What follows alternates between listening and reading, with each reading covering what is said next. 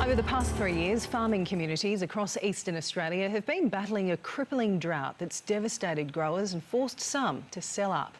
Fortunately, after much needed rainfall this year, conditions are now starting to ease in some regions. But the fallout of the drought is being compounded by a new business challenge, the coronavirus. SBS reporter Omar Dehen reports from near Mudgee in the New South Wales Central West.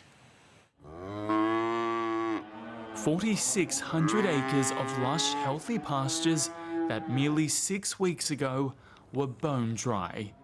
In Mudgee, 50 kilometres from Mudgee in the New South Wales Central West, Angus and Leslie Tink, both fourth-generation farmers, were one season away from ending their cattle breeding operations. The drought meant they had to hand-feed their stock for 3 years. It was getting that bad in the end that you just didn't, at our age, you just don't know how you can go. Every day the same thing.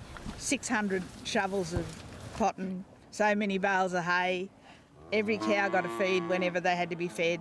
The Tinks had to sell a majority of their cows for half the usual price, but kept their final 250 as Angus sensed a change in the air. The drought breaking just in time. We've been sowing oats, we've been spraying thistles and weeds and rubbish. It's just a complete turnover. Back to business again, that's what it is. The drought squeeze on the cattle industry remains tight.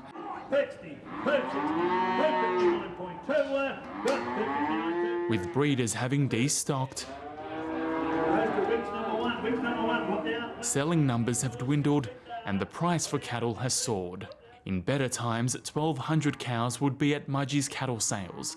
This week, there's only 200. Everyone's trying to restock, so it'll be 6, 8, 12 months before we can even close to getting back to a normal supply. There was a lot of our breeders that have gone, so I don't believe that our cow breeding numbers will get back for years. The coronavirus too adding new challenges at the cattle yards. To properly observe social distancing, fewer people are allowed entry. COVID-19 is impacting Australia's other agricultural sectors in vastly contrasting ways. Seafood and pork producers have been hardest hit by the restaurant shutdown, and demand for wool and cotton is expected to dip due to a downturn in fashion industries. But equally, there's been a strong surge for staples such as flour and rice. The uncertainties brought by this virus as farmers still wait for more rain.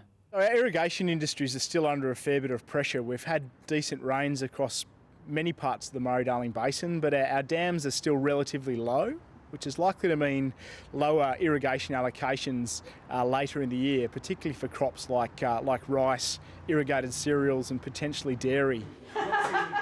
Pressure that the Tinks appear to have finally been alleviated of. And while they worry about older farmers and their own families during this isolation period, the pair are staying positive. We had so many dust storms in the drought that the house and the sheds are shoveling out dirt.